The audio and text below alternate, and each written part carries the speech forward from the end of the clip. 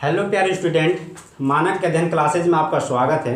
हम लोग पढ़ रहे हैं मैथ एनसीईआरटी बुक से चैप्टर वन वास्तविक संख्याएं। अभी तक हम लोग इस चैप्टर में पढ़ चुके हैं यूक्लिड विभाजन प्रमेयिका, जो कि यूक्लिड विभाजन प्रमेयिका पर आधारित हम लोग प्रश्नावली 1.2 हो चुका है। और जिसको यूक्लिड विभाजन प्रमेयिका देखना है वो पिछले लेक्चर में जाकर देख सकता है। तो हम लोग अब क्या करेंगे, इस लेक्चर में प्रश्नावली 1.2 पर उसके कॉन्सेप्ट देखेंगे, यानी प्रश्नावली 1.2 के क्वेश्चन जो करने हैं उसके कॉन्सेप्ट देखेंगे यहाँ पर। यानी उस प्रश्नावली में हमें करना क्या है, उसमें उसके कॉन्सेप्ट हैं, उसमें हमें देखना है अभाज्य। उस प्रश्नावली को करने से पहले इन सब टॉपिकों को जान लेते हैं। अभाज्य संख्या, अभाज्य गुणखंड, अभाज्य गुणखंड, अभाज्य गुणखंड।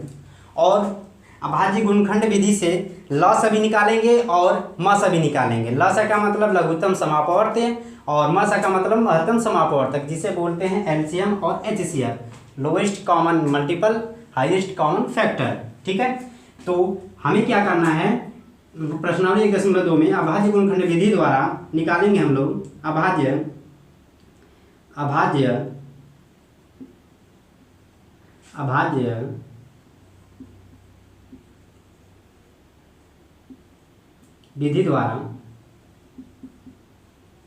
विधि द्वारा लस व मस ज्ञात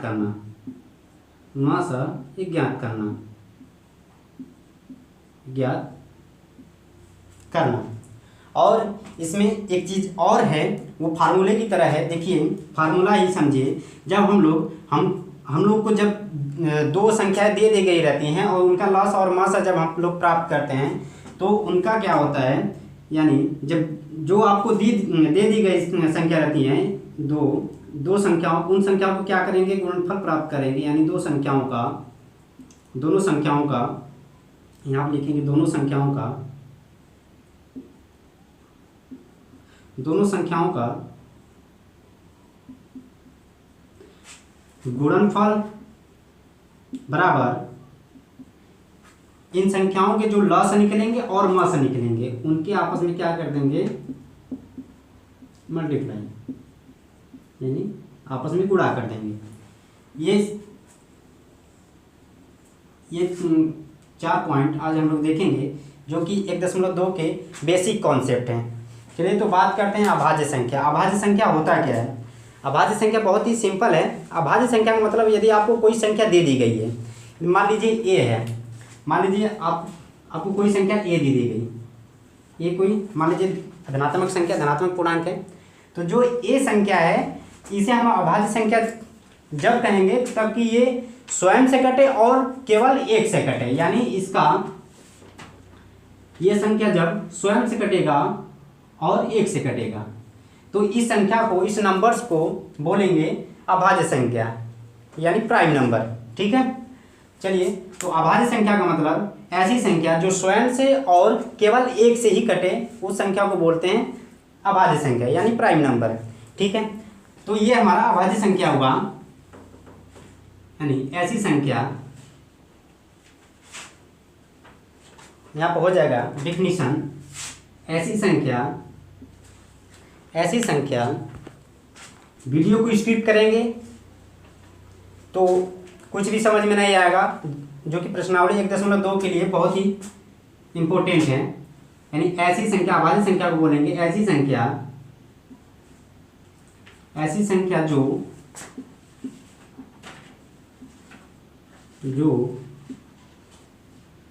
जो स्वयं और ऐसी संख्या जो केवल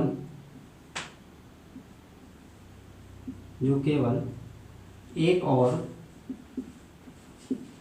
स्वयं से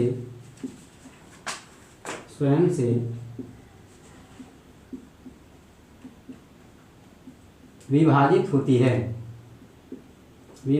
होती है। ठीक है, देख लेते हैं। स्क्रीनशॉट इन सब टॉपिकों का ले लीजिए, मिटा देते हैं, फिर बारी बारी से वो देखेंगे। अभाज्य संख्या ऐसी संख्या जो केवल एक और स्वयं से क्या हो, विभाजित हो।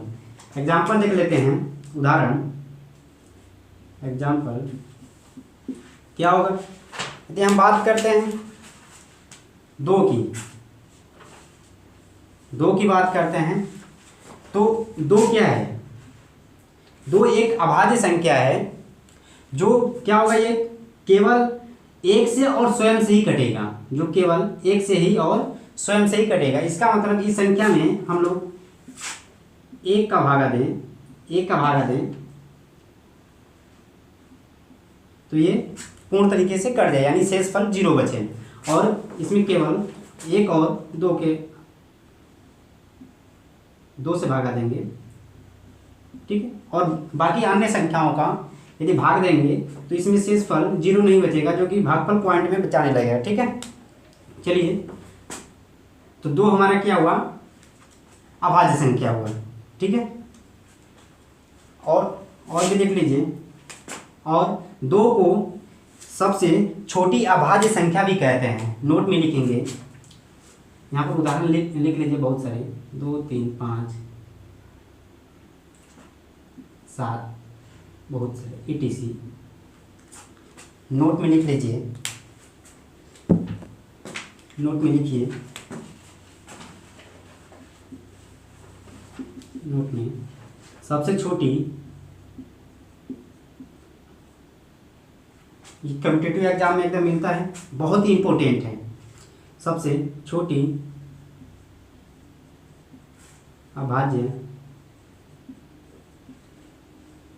संख्या, सबसे छोटी अभाज्य संख्या 2 है, ठीक है।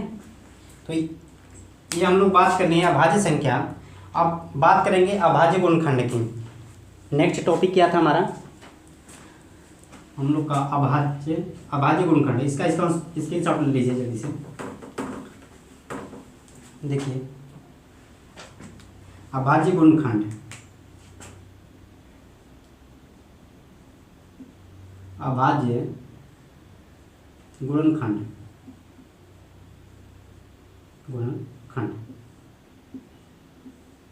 अभाज्य गुणनखंड। अभी हम लोग क्या बात किए हैं, अभाज्य गुणनखंड, अभाज्य संख्या की बात किए हैं। यानी अभाज्य संख्या ऐसी संख्या जो स्वयं से और केवल 1 से कटे। तो अब हमें क्या करना है, आपको कोई संख्या दे दी जाती है, जैसे में देखिए, तो ये आपको दे दिया जाता है, उदाहरण में देखिए, ये आपको दे दिया जाता है कि 8 का अभाज्य गुणनखंड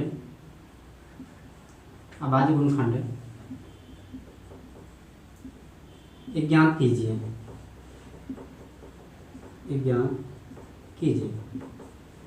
तो क्या करना है, गुणनखंड यानी गुणा के रूप में 8 को खंड करना है, छोटे छोटे भागों में करना है, वो भी किसमें, गुणा के रूप में, मल्टीप्लाई के रूप में। देखिए, तो यहाँ पर हो जाएगा, क्या करेंगे हम लोग, 8 को इस तरीके से, ये तो जानते ही होंगे आप लोग, क्या करते हैं हम, सबसे छोटी संख्या 2 से काटते हैं, 2 चौका 8, फिर 2 दूनी 4, फिर 2 एकम 2। यहाँ क्या आया, यहाँ पर हमारा आ गया 8 बराबर, यहाँ पर आएगा 8 का अभाज्य गुणनखंड क्या आएगा, 2 गुणनखंड है, यानी गुणे के रूप में है, 2 गुणे 2, ठीक है। और यहाँ पे एक भी है, एक सब में कॉमन होता है, इसलिए इसे लिखे चाहे ना लिखें कोई फर्क नहीं पड़ने वाला है, ठीक है। इसी प्रकार से एक और उदाहरण देखिए अभाज्य गुणनखंड का। यदि आपको निकालना हो 56 यानी 56 का अभाज्य गुणनखंड, क्या निकाल रहा हूँ, अभाज्य गुणनखंड जब निकालना होगा तो क्या करेंगे, इसी प्रकार से देखेंगे 56, इसमें क्या करते हैं, सबसे छोटी संख्या 2 से डिवाइड करते हैं। जब 2 से नहीं ये 56 कटेगा तो 3 से काटेंगे, 3 से नहीं कटेगा तो 4 से काटेंगे, ठीक है। तो यहाँ पर देखेंगे 2 से कट रहा है कि नहीं कट रहा है, तो लास्ट में इसके क्या है, सम संख्या है।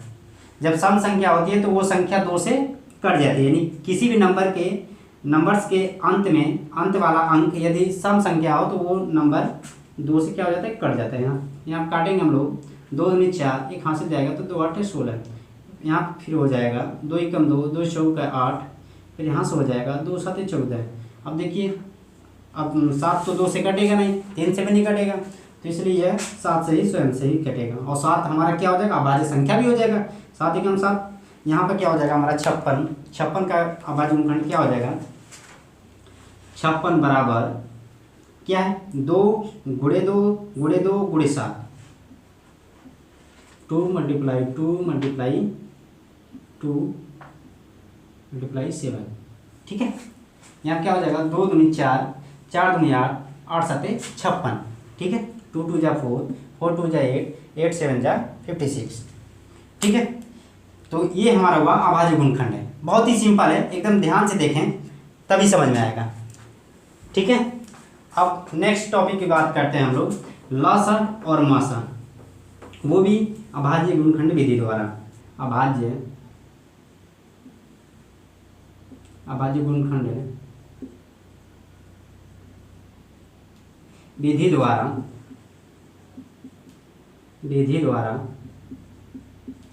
लस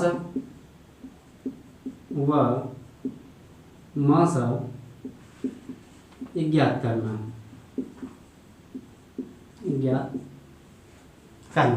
चलिए देखें अभाज्य गुणनखंड। अभी हम लोग निकालना देखें हैं कैसे निकलता है अभाज्य गुणनखंड। अब यहाँ से हम लोग लस निकालेंगे, लस को एलसीएम भी बोलते हैं, जो कि आपको बताएं हम लघुत्तम समापवर्ती, और एलसीएम का फुल फॉर्म होता है लोएस्ट कॉमन मल्टीपल। चलिए हम लोग क्या करेंगे, आपको 2 ठो संख्या, यदि क्वेश्चन इस प्रकार से आपको मिलेगा, जो प्रश्न होगा इस प्रकार से मिलेगा कि 24 और 18 का 24 और 18 का अभाज्य गुणनखंड विधि द्वारा लस ज्ञात कीजिए। 24 और 18 का लस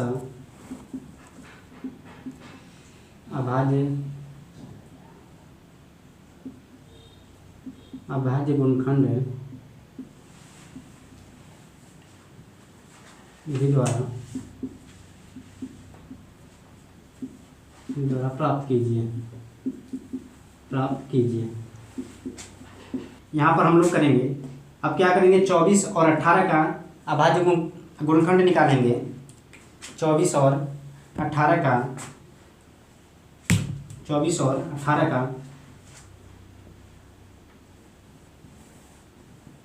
24 और 18 का क्या निकालेंगे, गुणनखंड। तो यहाँ क्या हो जाएगा, देख लेते हैं इस साइड। आपसे क्या बताएं कि सबसे छोटी संख्या 2 से काटते हैं, जब नहीं कटेगा 2 से तो 3 से काटेंगे। तो यहाँ पर 2 से कट जा रहा है आराम से, 2 एकम 2, 2 दूनी 4, 2 छक्का 12, 2 3 6, अब 3 से ही कटेगा, 1 आ गया, ठीक है। तो यहाँ पर आपका आ गया 24 का अभाज्य गुणनखंड कितना है, 2 गुणे 2 गुणे 2 गुणे 3, 2 दूनी 4, 4 दूनी 8, 8 तरीके 24, ठीक है। अब निकालेंगे हम लोग, निकालेंगे 18 का। 18 का क्या हो जाएगा,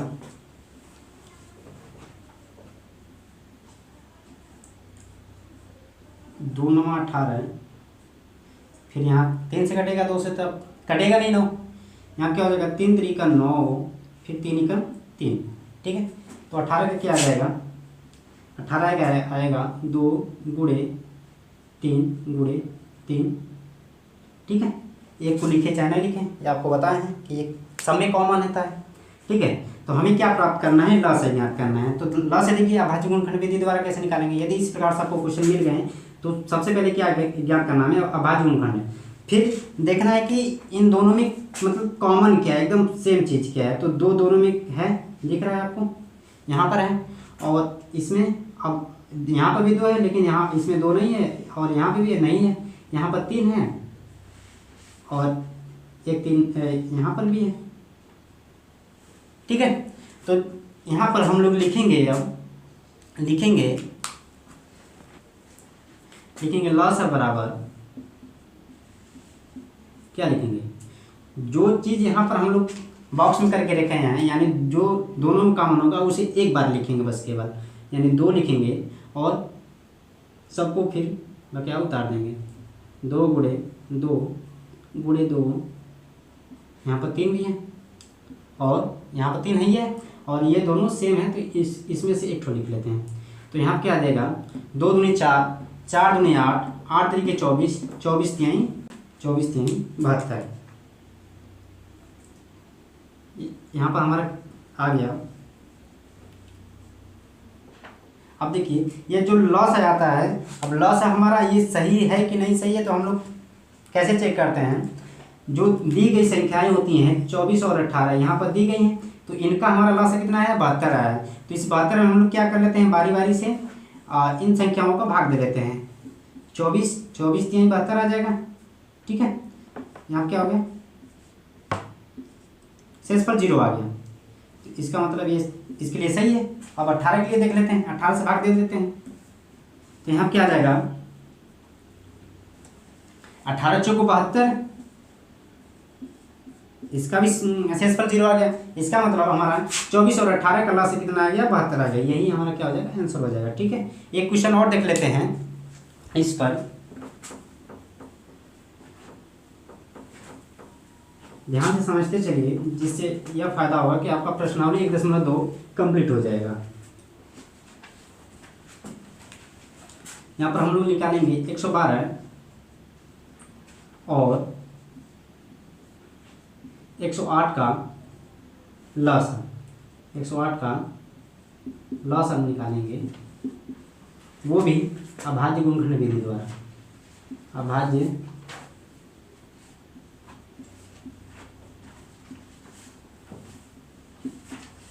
विधि द्वारा। ठीक है, देखिए सेम प्रोसेस है। यहाँ क्या करेंगे हम लोग, 112 का अभाज्य गुणनखंड निकालेंगे। क्या निकालेंगे, 112 का अभाज्य गुणनखंड निकालेंगे। निकाल लेते हैं यहाँ से। यहाँ क्या हो जाएगा, 112, इस संख्या के लास्ट में क्या है, सम संख्या, इसका अंक क्या है, लास्ट वाला 2 है, यानी ये सम संख्या है, तो ये क्या हो जाएगा, 2 से कट जाएगा, तो 2 5 10, 2 6 12, यानी 56 दूनी 112 हो जाएगा। फिर यहाँ क्या हो जाएगा, 2 दूनी 4 और 2 8 16, 28 दूनी 56, यहाँ पर हो जाएगा 14 दूनी 28, यहाँ पर हो जाएगा 2 7 14, फिर यहाँ 7 से कट जाएगा। तो यहाँ कितना आ गया है, 112 का 2 गुणे 2 गुणे 2 गुणे 2 गुणे 7। ठीक है, 2 दूनी 4, 4 दूनी 8, 8 दूनी 16, 16 7 112। ठीक है, अब हम लोग निकालेंगे 108 का,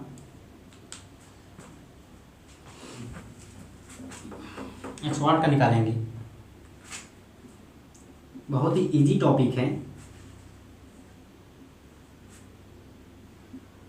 2 5 10 और 2 चौका 8, फिर 27 दूनी 54, फिर ये 2 से कटेगा नहीं, अब 3 से कटेगा, 3 9 27, 3 3 9, 3 निकम 3। ठीक है, तो यहाँ से क्या निकला, 108 का अभाज्य गुणनखंड क्या निकला, 2 गुणे 2, 2 गुणे 2 गुणे 3 गुणे 3। ठीक है, ये चीज़ निकला। अब देखेंगे इसमें कॉमन क्या है, दोनों में कॉमन यहाँ पर दिख रहा है, ये 2 है, और यहाँ पर भी दिख रहा है इस तरीके से, और कोई कॉमन नहीं, तो यहाँ क्या हो जाएगा, 112, यानी 112 108 का लॉस कितना हो जाएगा, लॉस बराबर 2 गुणे 2, यानी इस बॉक्स से क्या लेंगे, एक एक लेंगे बस, यानी यहाँ से 2 यहाँ से 2, तो हो गया। यहाँ पर बचा गुणे 2 गुणे 2 गुणे 7, नीचे क्या है 3 गुणे 3, यहाँ से क्या आएगा, 2 दूनी 4, 2 दूनी 4 और 4 दूनी 8, 8 दूनी 16, 16 7 112, 16 7 112। फिर यहाँ क्या करेंगे हम लोग, 112 में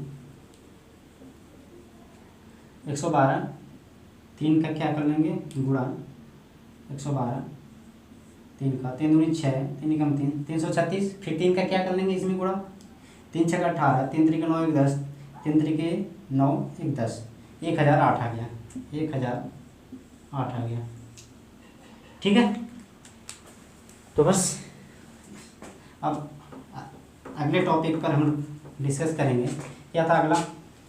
अगला है मासा। अब क्या ज्ञात करेंगे हम लोग? मासा। मासा देखेंगे कि मासा कैसे ज्ञात करते हैं। अब भाज्य गुणनखंड विधि द्वारा ध्यान से देखिए एकदम बिल्कुल। मासा इसे बोलते हैं HCF, महत्तम समापवर्तक, हाईएस्ट कॉमन फैक्टर। यहाँ से इस प्रकार से एकदम सिंपल क्वेश्चन देखिए। पहले सबसे पहले सिंपल क्वेश्चन, हमें क्या करना है? मास ज्ञात करना है, वो भी अभाज्य गुणनखंड विधि द्वारा। यदि आपको दे दिया जाता है 16 और 18, 16 और 18 का मास अभाज्य गुणनखंड विधि द्वारा, अभाज्य गुणनखंड विधि द्वारा प्राप्त कीजिए। तो क्या करेंगे? यहाँ पर भी हम लोग 16 और 18 का क्या करेंगे? अभाज्य गुणनखंड ज्ञात करेंगे। तो कैसे ज्ञात करेंगे? देखिए यहाँ पर हो जाएगा 16, 2 से क्या हो जाएगा यहाँ पर हल।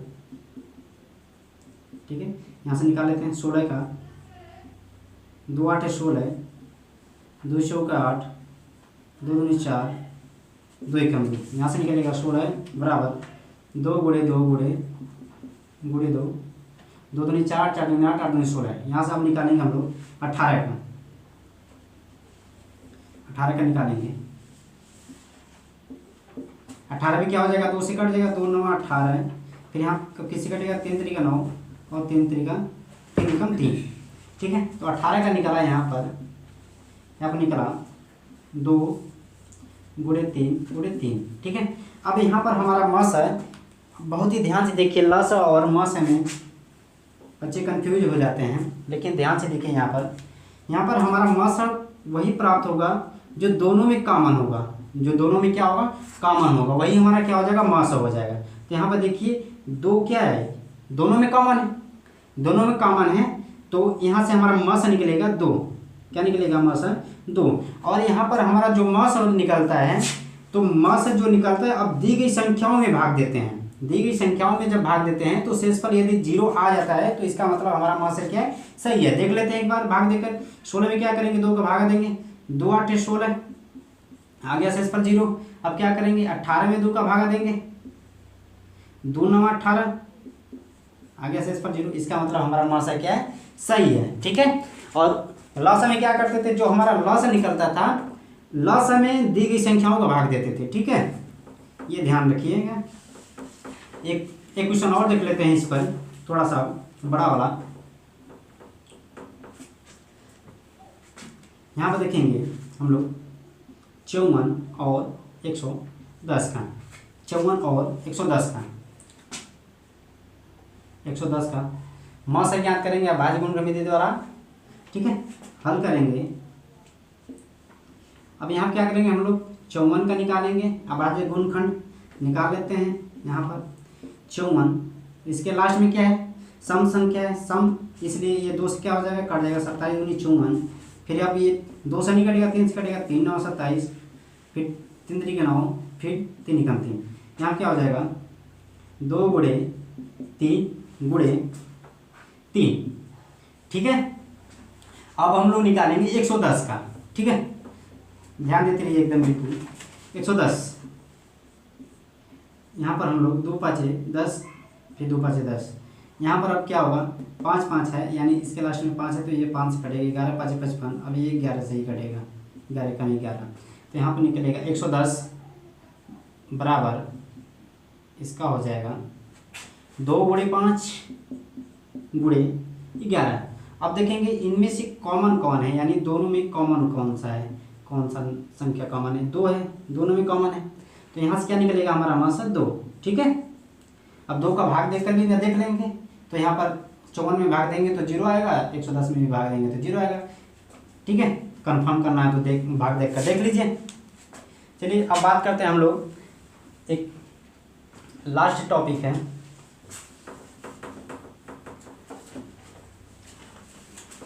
अब हम लोग जो लॉस और मॉस ज्ञात कर रहे थे, यानी आपको जो दी गई थी संख्या, आपको संख्या क्या मान लीजिए ए और बी दे दी गई है, ए और बी दे दी गई है। तो हम इसमें क्या करते हैं, ए और बी का लॉस निकाल लेते हैं, ए और बी का लॉस निकाल लेते हैं। तो ये हमेशा ऐसा होता है कि इन संख्याओं का क्या करेंगे, हम लोग आपस में गुणा करेंगे और इन संख्याओं का जो निकला रहता है लॉस और मॉस है, यानी जो इन संख्याओं का ए बी का जो निकला रहेगा लॉस और मॉस, इन दोनों का आपस में क्या कर देंगे, गुणा, लॉस गुणे मॉस, ये हमेशा बराबर होते हैं। ठीक है, देख लेते हैं इसी क्वेश्चन के माध्यम से। हमारे पास यदि क्वेश्चन दे दिया गया है, सिंपल क्वेश्चन से देखते हैं जिससे आपको एकदम समझ में आ जाएगा। इस चीज़ को स्क्रीनशॉट ले लीजिए, प्रश्न ऊपर लिखते हैं थोड़ा सा। प्रश्न देखिए, यदि आपको दे दिया जाता है 16 और 24, 16 और 24 दो तो संख्या दे दी गई है, तो हम लोग क्या निकालेंगे, इसका लॉस भी निकालेंगे और मॉस भी निकाल लेंगे। अब भाज्य गुणनखंड विधि द्वारा निकाल लीजिए, निकालते हैं। जब लॉस निकालेंगे तो लॉस क्या होगा, देखिए सबसे पहले हम लोग क्या कर लेते हैं, इसका भाज्य गुणनखंड ज्ञात कर लेते हैं। तो कैसे करेंगे, अभी बात किया हम लोग पीछे। तो 2 8 16, 2 चौका 8, फिर 2 दूनी 4, यहाँ से क्या होगा 2 एकम 2, यहाँ से क्या होगा 16 बराबर 2 गुणे 2 गुणे 2 गुणे 2, 2 दूनी 4, 4 दूनी 8, 8 दूनी 16। अब देखिए 24 का निकालेंगे हम लोग, निकाल लेते हैं 24 का। 12 दूनी 24, 2 6 12, 2 3 6 और 3 एकम 3। ठीक है, तो यहाँ से 24 का निकल के आएगा 2 गुणे 2, 2 दूनी 4, 4 दूनी 8, 8 तरीके 24। ठीक है, 2 दूनी 4, 4 दूनी 8, 8 तरीके 24। ठीक, अब हम लोग यहाँ से क्या ज्ञात कर लेते हैं, लॉस और मॉस। यहाँ से निकालेंगे हम लोग लॉस। तो लॉस क्या होगा, देख लेते हैं। जो कॉमन है पहले उसे बॉक्स में भर लेते हैं इस तरीके से। ये तीनों क्या है, कॉमन है। तो यहाँ से क्या निकलेगा, लॉस में एक एक ठो आएगा, यानी 2 गुणे 2। ठीक है, 3 ठो आ गया और लास्ट में क्या है, यहाँ पर 2 है और इसके लास्ट में क्या है 3 है। तो यहाँ से क्या निकल गया, 2 दूनी 4, 4 दूनी 8, 8 दूनी 16, 16 3 48। यहाँ से क्या निकल गया, क्या 48 लॉस। अब यहाँ से हमारा मॉस क्या हो जाएगा, अब जो हमारा बॉक्स में रहेगा वही केवल मॉस होगा, यानी 2 गुणे 2 गुणे 2। यहाँ से क्या निकला, 2 दूनी 4, 4 दूनी 8, यानी हमारा मॉस कितना है 8 आया और लॉस 48 आया। तो हमारा हमने फार्मूला किया था, यानी दोनों संख्याओं का गुणनफल बराबर दोनों संख्याओं का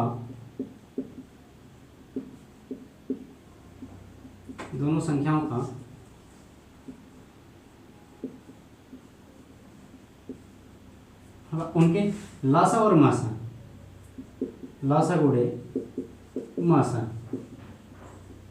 ठीक है, दोनों संख्या क्या है यहाँ पर 16 और 24 है, 16 और 24 है। इन दोनों का क्या कर लेते हैं, गुणा, बराबर इसका लॉस कितना है 48 गुणे 8 कर लेते हैं गुणा।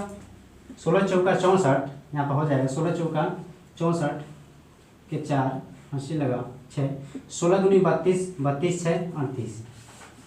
ठीक है, इसमें कर लेते हैं 8 8 64 के 4, 64 के 4 से लगा 6, 8 चौके 32, 32 6 38।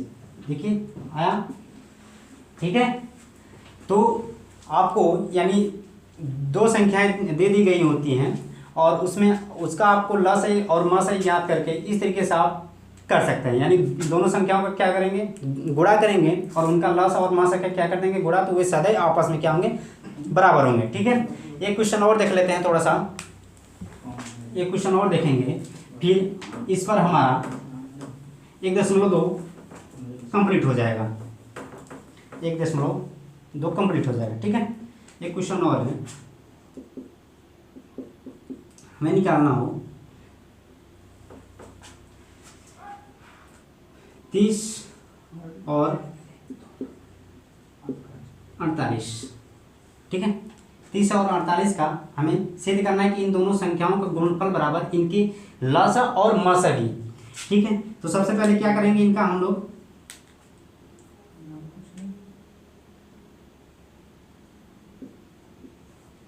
क्या करेंगे, इनका अभाज्य गुणनखंड विधि द्वारा लसा और मसा ज्ञात कर लेते हैं। यहाँ पर हो जाएगा 15 दूनी 30, 3 5 15 और 5 एकम 5, तो यहाँ पर 30 का हो जाएगा 2 3 6 5 30, ठीक है। 48 का हो जाएगा 2 दूनी 24 दूनी 48 और 12 दूनी 24 और 2 6 का 12, 2 3 6 और 3 एकम 3, 2 दूनी 4, 4 दूनी 8, 8 दूनी 16, 16 3 48, ठीक है। अब यहाँ से हम लोग निकाल लेंगे, ठीक है। ये आपको बार बार प्रैक्टिस करने से आ जाएगा ऐसा। लसा बराबर क्या हो जाएगा, देख लेते हैं पहले कॉमन कौन कौन सा है। ये कॉमन है और कोई कॉमन है, यहाँ पर कॉमन है, यानी यहाँ पर कॉमन है, ठीक है। तो यहाँ से निकलेगा बस केवल 2, ठीक है, और यहाँ से बस 3 निकलेगा और लास्ट में क्या इसके 5 है। और यहाँ कितने बचे हैं, 3 तो 2 बचे, गुणे 2 गुणे 2 गुणे 2, ठीक है। 2 3 6 6 5 30, 2 3 6 6 5 30, 30 दूनी 60, 60 दूनी 120, 120 दूनी 240, 240 गुणा 5 क्या कीजिए, यहाँ से निकलेगा मसा हमारा क्या हो जाएगा, मसा बराबर जो हमारा बॉक्स में होगा बस वही क्या हो जाएगा, यहाँ से निकलेगा 2 और यहाँ से आएगा 3, तो कितना आ गया, 2 3 6 आ गया। चलिए अब कर लेते हैं, इन दोनों संख्याओं को क्या आपस में कर लेते हैं, गुणा, ठीक है। क्या था फार्मूला, यानी संख्याओं का गुणनफल बराबर इनके लसा और मसा, यानी ए बी के लसा गुणे मसा, ठीक है। समझ में, ए की जगह है 30, बी की जगह है 48, ठीक है। देखिए यहाँ को हो जाएगा 30 गुणे 48 बराबर लसा कितना निकल के आया है, 240, कर लेते हैं 240 गुणे मसा कितना निकल के आया है 6। देखिए तो यहाँ से हो जाएगा 3 8 24 के 4, हंसी लगा 2, 3 चौके 12 2 14, 12 2 14 और लास्ट में इसके 0 है, यहाँ पर हो जाएगा गुणा 14 से 40, ठीक है। अब इसका कर लेते हैं, 6 0 0 हो जाएगा और 6 चौके 24 के 4, हंसी लगा 2, 6 दूनी 12, 12 2 14। देखिए आया कि नहीं आया, बहुत ही आसान है, ठीक है। तो इस पर मतलब जो आप अब तक हम लोग पढ़ चुके हैं, इस पर प्रश्नावली 1.2 एकदम पूरा कंप्लीट हो जाएगा, ठीक है। तो नेक्स्ट लेक्चर में हम लोग प्रश्नावली 1.2 के क्वेश्चन देखेंगे, ठीक है। तब तक के लिए धन्यवाद।